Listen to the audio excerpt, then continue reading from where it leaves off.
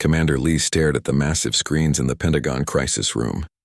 His coffee had gone cold 20 minutes ago, but he did not care. Every television channel, every radio station, every internet connection on Earth was showing the same terrible thing. 3 American Marines hung in the air inside an alien spaceship. Energy fields held them like invisible chains. Their uniforms were torn. Blood ran down their faces, but their eyes still showed fight. "Sir, we have confirmed identification," said Lieutenant Park, reading from her tablet. "Sergeant Kim Dae-ho, age 28, from California. Corporal Park Min-soo, age 24, from Texas. Private Cho Young-wook, age 21, from New York. They were stationed at the Europa research base." Lee nodded slowly. He knew these men. Good soldiers, the kind who would never give up. On the screen, a massive reptilian creature walked into view. Its skin was dark green with yellow spots. Sharp teeth filled its mouth. When it spoke, the words came through in perfect English. "Humans of Earth," the creature said in a deep, cold voice. "I am Commander Thak of the Velkhari Empire. We have conquered 47 worlds. Your planet will be the 48th. The alien moved closer to the hanging Marines. Sergeant Kim lifted his head and looked straight at the camera. Even beaten and captured, he showed no fear. "These are your warriors," Thak continued. "We found them hiding on your frozen moon. They fought well for such a weak species, but they lost. As you will lose." The creature pressed a button on a device in its clawed hand. Electric energy ran through the Marines. They shook in pain but made no sound. Sergeant Kim bit down hard to keep from screaming. "You have 72 Earth hours to surrender your planet completely," Thak said. "Every government, every military base, every weapon must be given to us. If you refuse, these 3 will die slowly. Then we will come for the rest of you." The broadcast continued, showing the inside of the alien ship. Lee could see dozens of Velkhari soldiers moving around. Their weapons looked advanced. Their ship appeared huge. "How long have they been broadcasting this?" Lee asked. 18 minutes, sir," Park replied. "Every communication system on Earth is carrying their signal. Our tech teams cannot shut it off."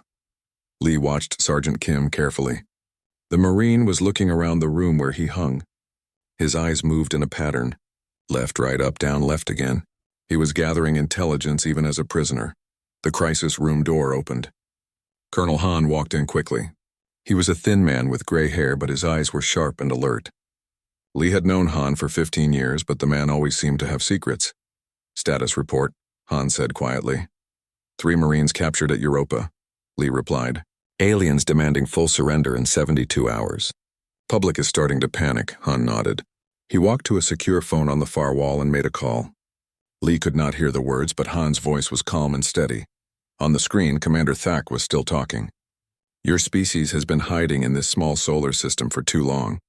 You think space is safe because you see no enemies. You are wrong. The Velkhari Empire owns this entire region of stars." The alien walked to a window. Outside, Lee could see more ships. Dozens of them. They were dark and angular, built for war. "We have watched you for some time," Thak said. "Your technology is primitive. Your weapons are weak. Your governments cannot even work together. You will surrender because you have no choice." Han finished his phone call and returned to Lee's side. "How are our boys holding up?" Lee looked at the Marines again. Private Cho was the youngest. He looked scared but determined. Corporal Park kept flexing his hands, probably trying to keep blood flowing. Sergeant Kim continued his careful observation of the ship. "They are Marines," Lee said simply. "They will endure." The broadcast switched to showing different parts of the alien ship. The corridors were wide and tall. Velkhari soldiers walked in groups of 3 or 4. Their equipment looked heavy and powerful. "Estimated ship size?" Han asked Lieutenant Park. "Based on the camera angles and movement patterns, at least 2 kilometers long," she replied. "Possibly larger." Han nodded and made notes in a small book. Lee noticed the book had a strange symbol on its cover. "Not American military standard." "Sir," Park said, "we are getting reports from around the world. Mass panic in major cities, stock markets crashing. Some governments are already talking about surrender terms." "Too fast," Han muttered. "Much too fast." Lee looked at his old friend. "What do you mean?" "Nothing," Han replied quickly. "Just thinking out loud." On screen, Thak returned to the camera. "Perhaps you think your armies will fight us. Perhaps you believe your nuclear weapons will save you. You are wrong about both." The alien pressed another button. A holographic display appeared showing Earth from space. Red dots marked every major military base, every nuclear facility, every government building. "We have been watching and mapping your world for 2 of your years," Thak said. "We know where everything is located. Your satellites did not detect our scout ships. Your radar systems did not find our probes. We are invisible to your primitive sensors." The hologram zoomed in on different locations. Lee recognized the Pentagon, NORAD, several aircraft carrier groups at sea. "When we arrive at your planet, these locations will be destroyed first," Thak continued. "Your military leaders will die before they can give orders. Your weapons will be eliminated before they can be fired. The war will end in hours." Sergeant Kim was still studying his surroundings. Lee noticed the Marine was counting something. His lips moved slightly with each count. Smart man. Professional soldier. Even captured, he was doing his job. Colonel Han stepped closer to Lee. "I need to make some calls. Keep monitoring the situation. Record everything. Where are you going?" Lee asked. "To talk to people who need to know about this," Han replied. He paused at the door. "James, this is not over. Not even close." After Han left, Lee continued watching the broadcast. The Velkari were showing more of their technology now. Energy weapons that could melt steel. Armor that deflected bullets. Ships that moved faster than anything humans had built. But Lee kept focusing on the Marines. They had not given up. Sergeant Kim was still observing. Corporal Park was testing the energy restraints carefully. Private Cho was listening to every word the aliens said. These were not defeated men. They were gathering intelligence for a rescue that might never come, or maybe it would come sooner than anyone expected. 2 years earlier, Captain Yoon had been leading a routine patrol near the asteroid belt when her sensors detected something impossible. A ship that should not exist was hiding behind a large rock watching Earth. "Ma'am, that is definitely not one of ours," Sergeant Wu had whispered from his station. "The hull design is completely unknown." Yoon remembered making the decision that changed everything. Instead of reporting through normal channels, she had used an emergency code that went directly to the highest levels of command. Within 6 hours, Colonel Han was on a secure transport to their position. Now, as the world panicked over the Velkari broadcast, Han sat in a room deep underground. The facility did not appear on any map.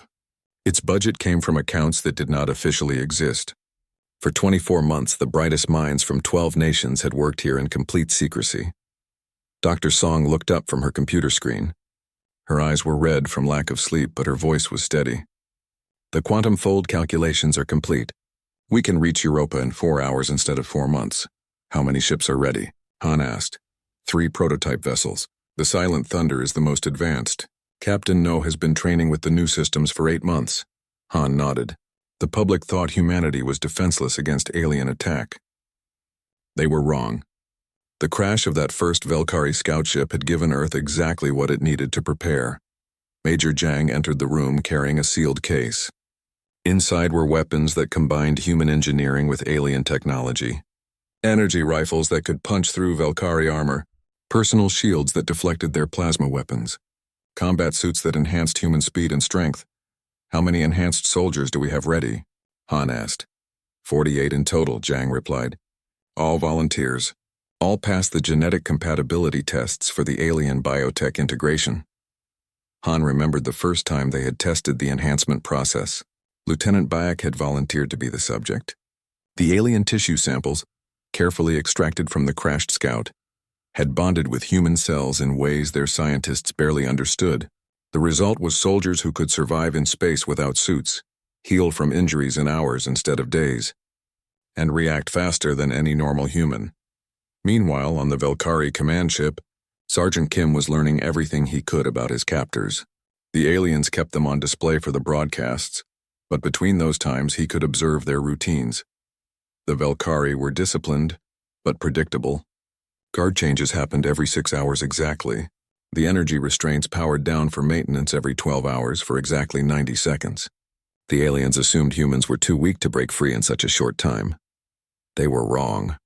"Park," Kim whispered during a quiet moment between broadcasts. "Count the guards in each corridor. Note their weapon types." Corporal Park nodded slightly. He had been doing exactly that since their capture. 18 guards on this level, all carrying plasma rifles. 2 patrol routes that cross every 20 minutes. Private Cho looked scared but determined. "Sergeant, are they really going to kill us?" Not if I can help it, Kim replied quietly. Stay sharp. Help is coming. Kim did not know how he could be so certain, but something told him Earth was not as helpless as it appeared. The way the aliens talked suggested they expected an easy victory. That kind of overconfidence usually meant they were missing something important. Back on Earth, programmer Huang was putting finishing touches on the AI system that would guide the rescue mission. The computer could process Velkari communication patterns, predict their ship movements, and coordinate human attack strategies in real time. The AI has analyzed every second of their broadcast, Huang told Han. It has mapped the ship layout, identified weak points in their hull design, and calculated optimal insertion routes for our teams. Dr. Song pulled up a holographic display showing the Velkari command ship. Red areas marked critical systems. Blue lines showed possible approach vectors. Green zones indicated the safest routes to the detention area. Their power core is here. She pointed to a section near the ship's center. If we can plant charges there, it will disable their engines and weapons without destroying the ship completely. What about our boys? Han asked. The detention area is here. Song highlighted another section. It has independent life support. They should be safe even if we shut down main power. Major Jiang studied the display carefully. My team can handle the insertion. But we will need a distraction to draw guards away from the detention level. I can provide that, said Corporal Ryu, the team's technology specialist. If I can access their computer network, I can trigger false alarms throughout the ship. Make them think they are under attack from multiple directions. Han looked around the room at his people. Scientists, soldiers, programmers, engineers. For 2 years they had worked in secret, preparing for a day they hoped would never come. Now that day was here. What about their fleet? Han asked. The broadcast showed dozens of ships. Captain No entered the briefing room at that moment. She was a small woman, but her presence commanded attention. Admiral Park has been coordinating defense preparations. We have more ships than the public knows about. Han raised an eyebrow. Park was supposed to be retired. The Admiral never really retired, No explained. He has been building a secret fleet using technology from the crashed scout ships. When the Velkari arrive at Earth, they will find us ready. On the command ship, Commander Thak was reviewing reports from his scouts. Earth showed no signs of military preparation. Human governments were arguing among themselves. Their primitive weapons could not threaten Velkari technology. Sir, one of his officers reported, several human nations are already discussing surrender terms. Thak smiled, showing his sharp teeth. Excellent.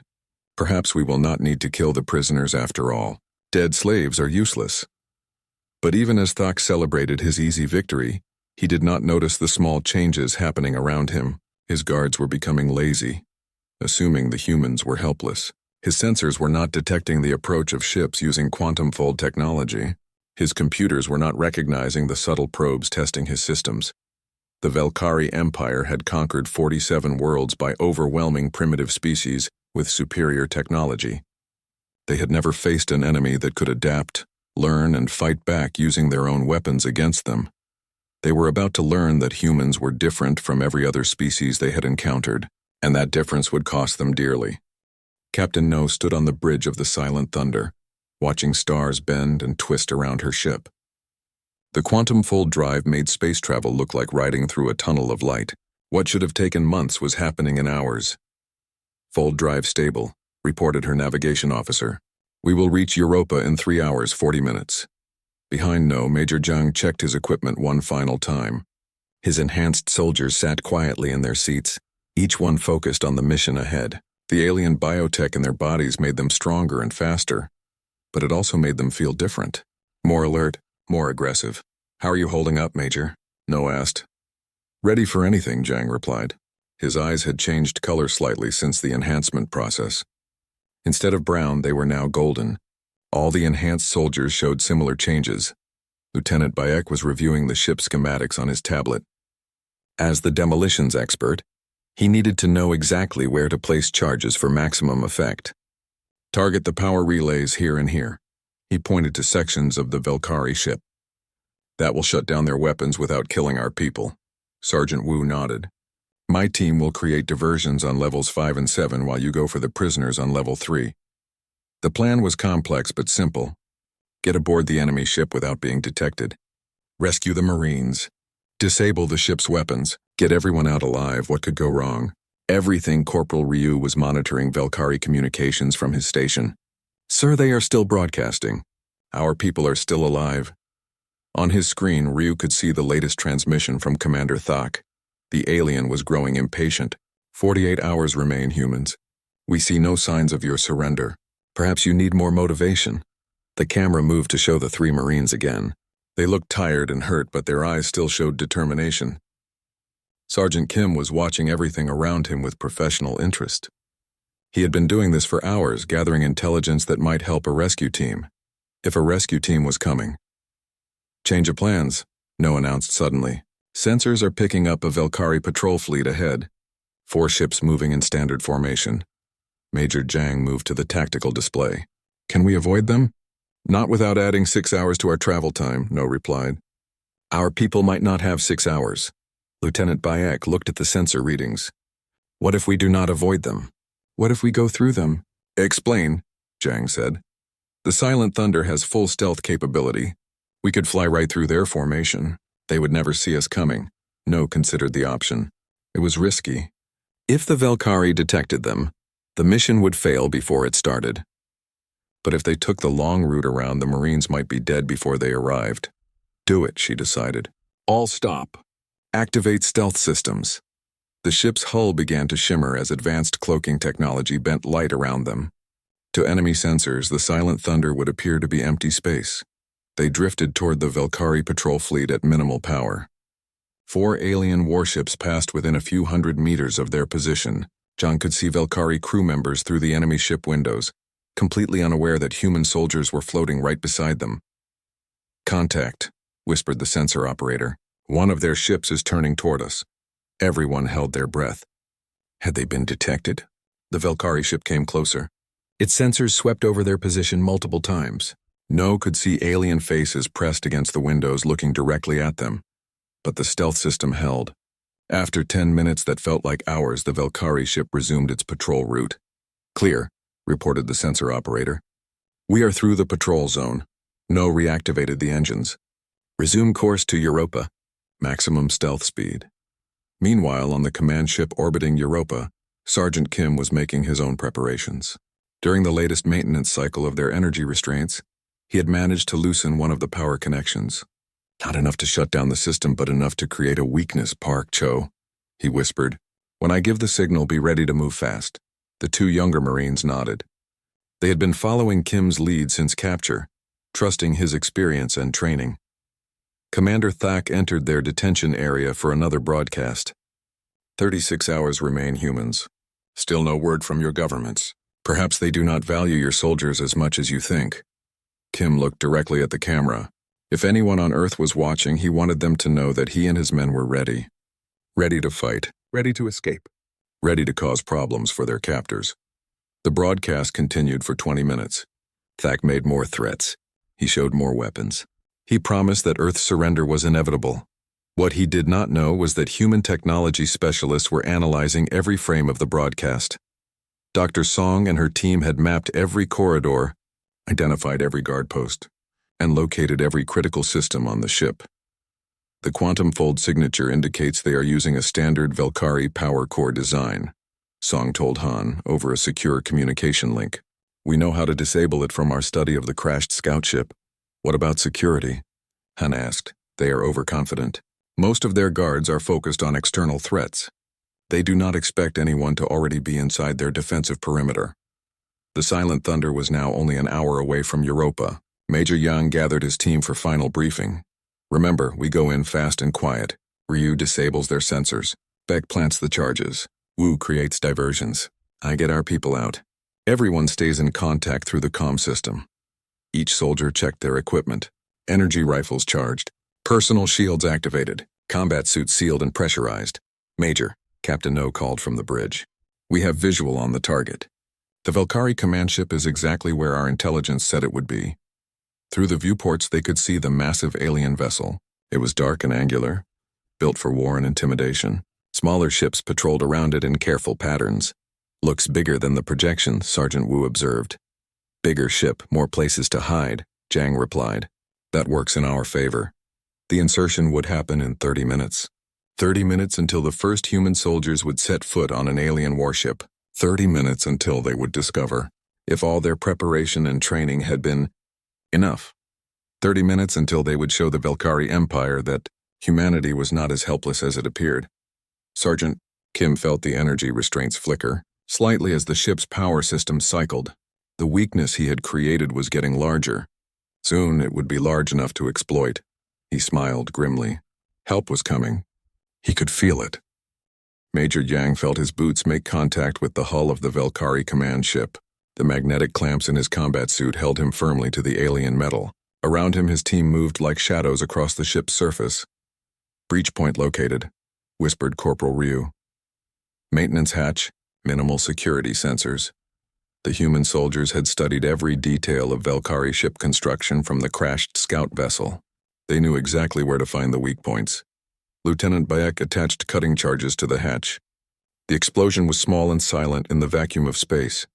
Within seconds they had an opening into the enemy ship. Go, go, go, Zhang ordered quietly.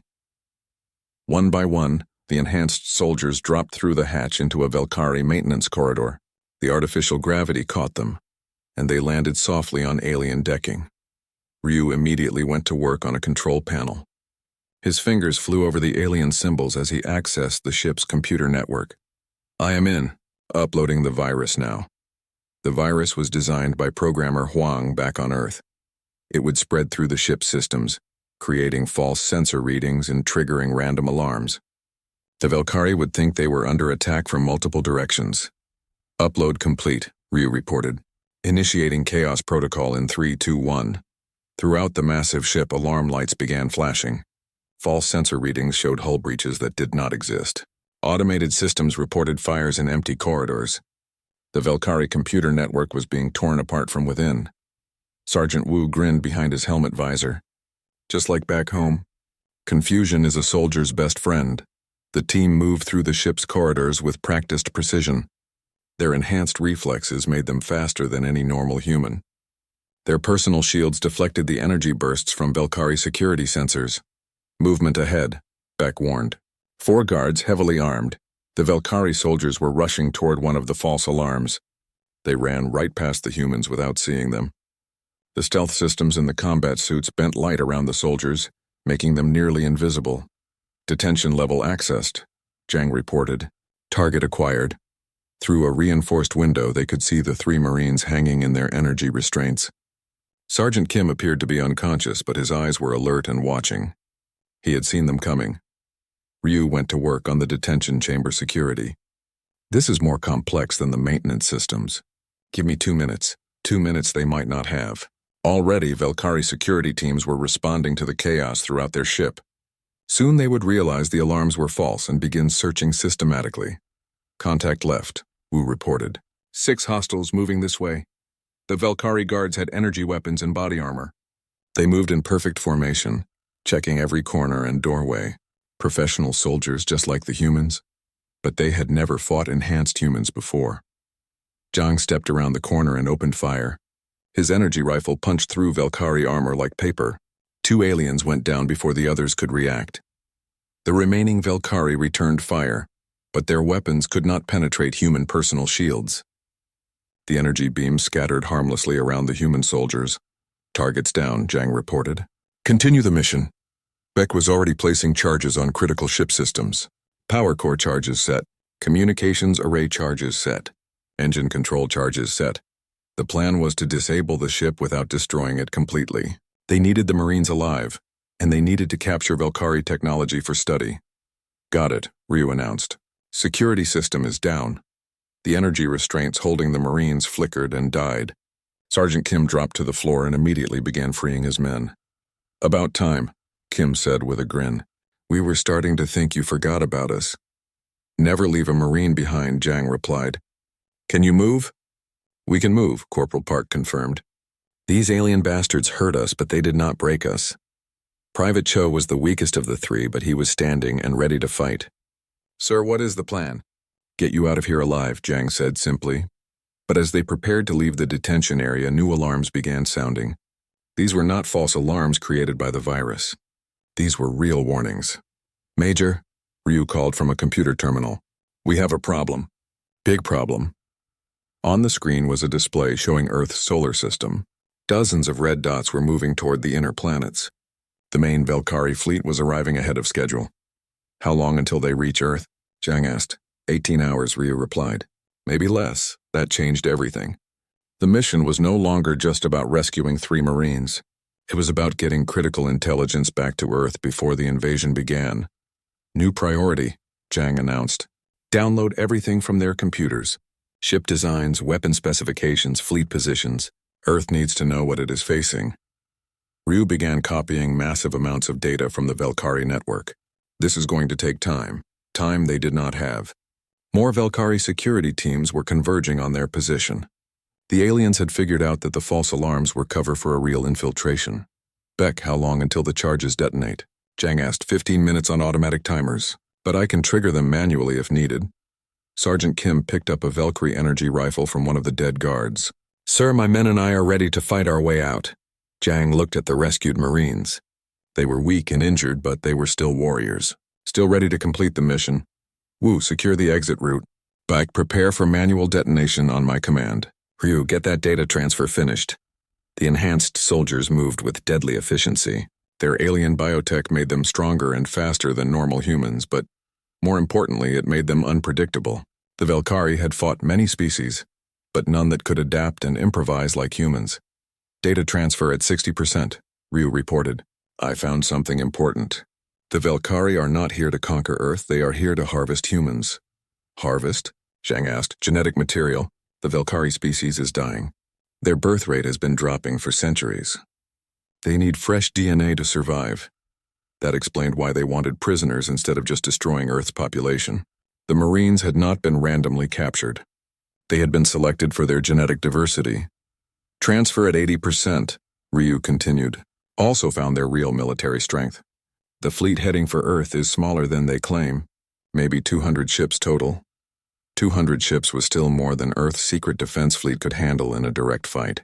But with the right intelligence and tactics, it might be possible to level the playing field. Transfer complete, Ryu announced. We have everything. Zhang looked around at his team. The rescued Marines were armed and ready.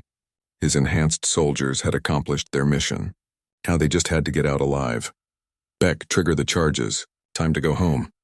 The explosions began in the ship's power core. Lights flickered throughout the massive vessel. Velkari voices could be heard shouting over communication systems as their ship began to die around them. But Major Zhang and his team were already moving toward their extraction point. They had the Marines. They had the intelligence. They had struck the first blow against an alien empire, and they were just getting started. The Velkari command ship shook violently as explosions ripped through its power core. Emergency lighting cast red shadows down the corridors as Major Zhang led his team toward the extraction point. Move. Move, move, Zhang ordered, helping Private Cho keep pace with the group. Behind them, the sounds of pursuing Velkari grew louder. The aliens had realized their ship was dying and were desperately trying to stop the humans responsible. Sergeant Wu took point, his enhanced reflexes allowing him to spot threats before normal vision would detect them. Contact ahead. 8 hostiles, full combat armor. The Velkari security team had set up a defensive position blocking the main corridor.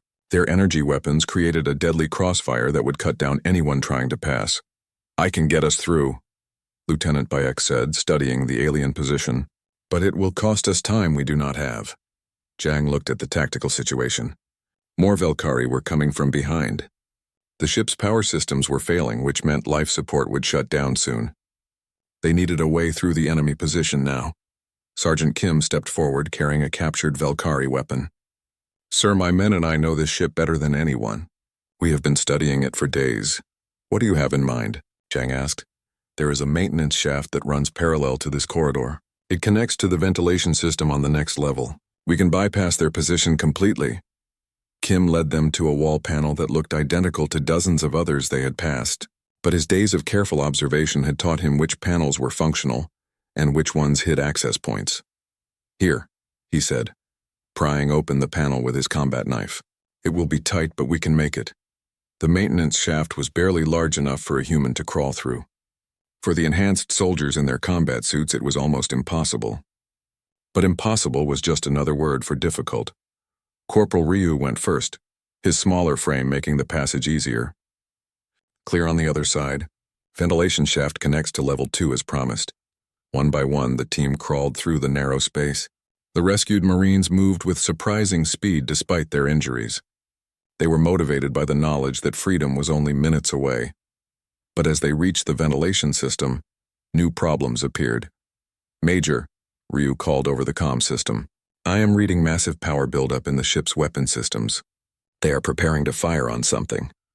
Through a ventilation grate, Yang could see the ship's bridge. Commander Thak was screaming orders at his crew while displays showed the approaching silent thunder. They have detected our extraction ship, Zhang realized.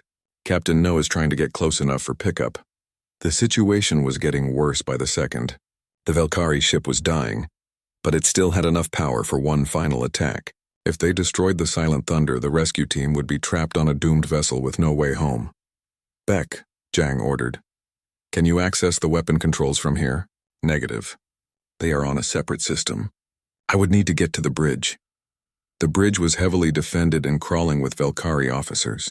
A direct assault would be suicide. But Private Cho had an idea. Sir, what if we do not attack the weapons? What if we attack the targeting system? He pointed to a junction box in the ventilation shaft. These are the targeting sensor relays. If we destroy them, their weapons cannot lock onto our ship. It was a good plan. Simple, direct, effective. The kind of thinking that made human soldiers dangerous.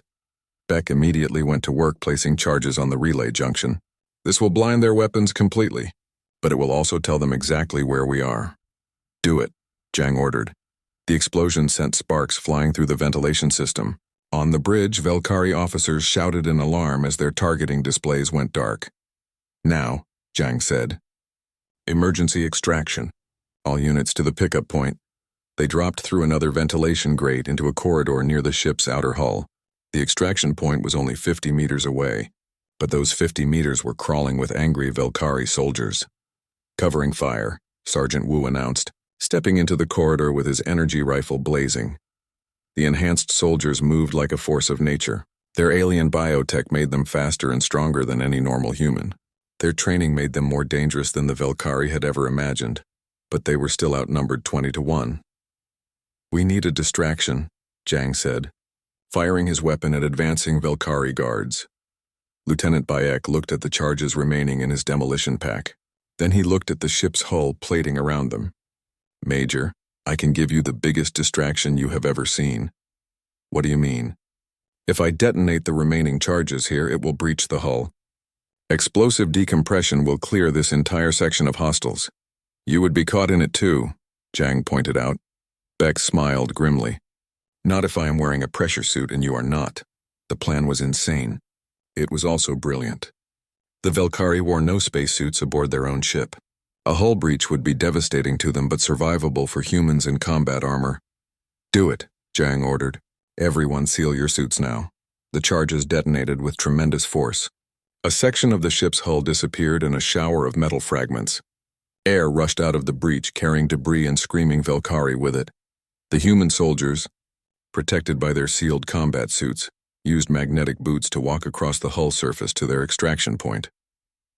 Captain No brought the Silent Thunder in close, using the ship's stealth systems to avoid detection by the remaining Valkyrie vessels. The extraction took less than 3 minutes. As they lifted away from the dying command ship, Zhang looked back at the massive vessel. It was breaking apart as secondary explosions tore through its structure. Commander Thak and his crew would not be threatening Earth again.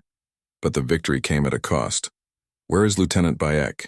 Asked Sergeant Kim. Zhang checked his team roster. All present except for one. He stayed behind to manually detonate the final charges. He made sure we all got out alive.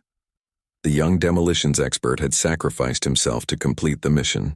His last transmission echoed through the Silent Thunder's communication system. Tell them we were here. We will tell them, Zhang promised. We will tell them all of it. As they jumped to quantum fold speed toward Earth, Corporal Ryu was already analyzing the intelligence they had captured. Major, you need to see this. The Valkyrie fleet is not what we expected. On his display were the real numbers. The aliens had been lying about their strength. Instead of thousands of ships, they had less than 200. Instead of overwhelming technological superiority, they had advantages that could be countered with proper preparation. How long until they reach Earth? Zhang asked. 16 hours. But sir, look at this. Ryu showed him another file from the Velkari database. It contained detailed scans of Earth's defensive positions, or what the aliens thought were Earth's defensive positions. They have no idea about Admiral Park's hidden fleet, Ryu said with excitement. They think Earth only has the ships we show publicly. The rescue mission had accomplished more than saving 3 Marines. It had provided Earth with the intelligence needed to turn an impossible battle into a winnable war. Sergeant Kim looked out the viewport at the stars ahead. Sir, when do we fight them again? Soon, Zhang replied. Very soon. Admiral Park stood on the bridge of his flagship, the Incheon, watching as dozens of ships appeared around Earth. But these were not Velkari vessels. These were human warships that had been hidden in the asteroid belt for 2 years. All ships report ready, announced Captain No from the Silent Thunder. Enhanced soldiers have been distributed among the fleet. Everyone knows the plan, Park smiled. For 40 years he had served in the human military, always preparing for wars that might never come. Today, the biggest war in human history was about to begin. The Velkari fleet dropped out of faster-than-light travel at the edge of the solar system, exactly where human intelligence had predicted. 200 ships arranged in the standard formation. Their species had used to conquer 47 worlds. They are following the same pattern, reported Major Zhang from his position aboard the assault ship. Busan, Advanced Scouts main battle line, command vessels in the rear, just like our captured data predicted. Admiral Park opened communication channels to all human ships. Remember, they think we are primitive and weak. Let them believe that as long as possible. The Velkari fleet began its approach toward Earth, moving slowly and confidently. Commander Thak was dead, but his replacement, General Crix, had the same attitude of superiority over lesser species. Human vessels detected, reported a Velkari officer. 12 ships total. Primitive chemical rockets and nuclear weapons. General Crix examined the sensor readings. The human ships looked exactly like the intelligence reports had described. Crude, slow, and completely outmatched by Velkari technology. Signal them to surrender, Crix ordered. If they comply, we will only harvest half their population. But the human ships did not respond to the surrender demand. Instead, they spread out in what looked like a desperate defensive formation around Earth. They choose to fight, Crix said with amusement.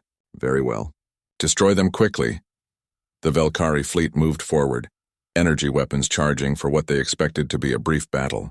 Their ships were faster, their shields were stronger, and their weapons were more powerful than anything humans possessed. Or so they thought. Now, Admiral Park said quietly. The human ships that the Velkari could see suddenly revealed their true nature. Stealth systems shut down, showing not 12 primitive vessels but 60 advanced warships armed with reverse-engineered alien technology. At the same time, another 40 ships appeared from behind Earth's moon. Captain Yoon led this second fleet, her ships equipped with the latest quantum fold drives and energy shields. What is this? General Crix demanded. Where did these ships come from? His officers scrambled to analyze the new tactical situation. The humans had not just hidden the number of their ships, they had hidden the capabilities of their technology. Sir, those vessels are using our own energy signatures, reported a Velkari technician. Somehow they have duplicated our weapons and drive systems. The battle began with human ships moving faster than Velkari sensors could track. Enhanced soldiers like Sergeant Kim, now serving aboard the destroyer Seoul, used their improved reflexes to target enemy weak points with deadly accuracy. Target their engine pods, Kim ordered his gun crew, just like we learned from studying their ships. Human weapons designed by Dr. Song and her team punched through Velkari shields as if they were paper. The aliens had never faced enemies who understood their technology better than they did. General Crix watched in shock as his advanced ships were destroyed one after another. Impossible. These readings show they are using quantum fold technology. That is impossible for a primitive species. But the impossible was happening all around him. Human ships appeared and disappeared using stealth systems the Velkari could not detect. Human weapons targeted precise weak points in alien hull designs. Human tactics combined unpredictability with technical knowledge.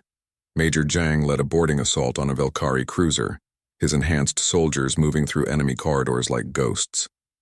Remember, we want prisoners and intact technology. Disable, do not destroy. The enhanced soldiers were faster and stronger than normal humans, but more importantly, they thought differently than any enemy the Velkari had faced. They used corridors as cover, turned the aliens' own systems against them, and fought with a creativity that rigid Velkari tactics could not counter. Hull breach on decks 5 through 7, reported Corporal Ryu as his team planted charges throughout the Velkari ship. Enemy crew is surrendering faster than we can process them. The Velkari soldiers had never encountered an enemy that could board their ships and fight effectively in close combat. Their weapons were designed for ship-to-ship battles, not corridor fighting against enhanced humans who moved like shadows. Within 4 hours, half the Velkari fleet was either destroyed or captured. The remaining ships were trying to retreat, but human vessels equipped with quantum-fold drives were faster than anything the aliens possessed. "Sir," Captain No reported to Admiral Park, "we are receiving a transmission from the Velkari Emperor himself." On the main screen appeared a massive reptilian figure, wearing elaborate armor and ceremonial decorations. Emperor Zek had ruled the Velkari Empire for 3 centuries, conquering world after world with overwhelming force. "Humans of Earth," the Emperor said, his voice filled with rage and confusion. "What sorcery is this? How do you possess our technology?" Admiral Park stepped forward to answer. "Your Majesty, we learned it from your own ships. 2 years ago, you sent scouts to study our world. We captured them, studied them, and improved upon what we found." "Impossible," Emperor Zek snarled. "No primitive species has ever successfully reverse-engineered Velkari technology." "Perhaps that is because we are not primitive," Park replied calmly. "We are adaptive, we learn, we overcome." The Emperor's eyes narrowed. "You have won this battle through trickery and luck. The Empire has thousands of ships. We will return with a fleet so large it will blot out your sun." Major Jang, monitoring the transmission from his captured Velkari cruiser, had access to the enemy fleet databases. "Admiral, he is lying. According to their own records, this fleet represented 60% of their total military strength." Park smiled. "Your Majesty, we have your fleet databases. We know your true numbers. We also know about your genetic crisis and why you really came here." Emperor Zek's expression changed from anger to fear. How could these humans know the Empire's most closely guarded secrets? Dr. Song joined the transmission from her research facility. "Your species is dying because of genetic stagnation. Your birth rates have fallen by 70% over the last 5 centuries. You were not here to conquer Earth. You were here to harvest human genetic material to save your people." The truth was out. The mighty Velkari Empire, conqueror of 47 worlds, was a dying civilization desperately seeking salvation through the DNA of other species. "We offer you a different solution," Admiral Park continued. "Surrender your remaining military forces. Release all the worlds you have conquered. In exchange, we will provide genetic research to help stabilize your species. You would help us?" Emperor Zek asked, confusion replacing anger in his voice. "After we attacked your world?" "We would help any dying species," Park replied. "But only if you abandon your path of conquest and destruction." The Emperor was silent for long minutes, consulting with advisors off-screen. Finally, he returned to face the humans. "The Velkari Empire agrees to your terms," he said reluctantly. "Our military forces will stand down. The conquered worlds will be freed. We will accept your genetic assistance." As the Velkari fleet powered down their weapons and prepared for formal surrender, Sergeant Kim stood on the bridge of the Soul watching the enemy ships. 3 days ago, he had been a prisoner expecting to die. Now he was part of the force that had ended an interstellar empire's reign of terror.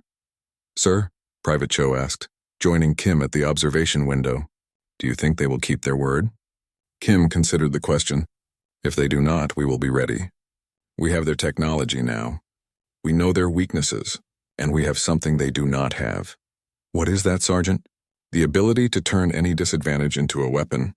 They taught us that by capturing us. Now every species in the galaxy will know that humanity does not break under pressure. We adapt, we learn, we fight back." 6 months later, the first human exploration ships began visiting the worlds formerly controlled by the Velkari Empire. Each ship carried teams of enhanced soldiers, advanced technology, and a simple message for any species they encountered. Earth was no longer hiding in its small solar system. Humanity had joined the galactic community as protectors rather than conquerors, and in training facilities around Earth, new recruits learned the lessons of the Velkari War from veterans like Sergeant Kim, now promoted to colonel. The lessons were simple but powerful. They thought we were prey, Kim told each new class of soldiers. They were wrong. We are not just survivors. We are hunters. And now we have their scent. The galaxy had learned that attacking humanity was a mistake that civilizations made only once. The species that had conquered worlds by overwhelming primitive enemies had been defeated by a people who refused to accept defeat. The cosmic fighters had strung up U.S. Marines on live transmission, thinking it would break human morale. Instead, it had awakened something the aliens never expected to face. It had awakened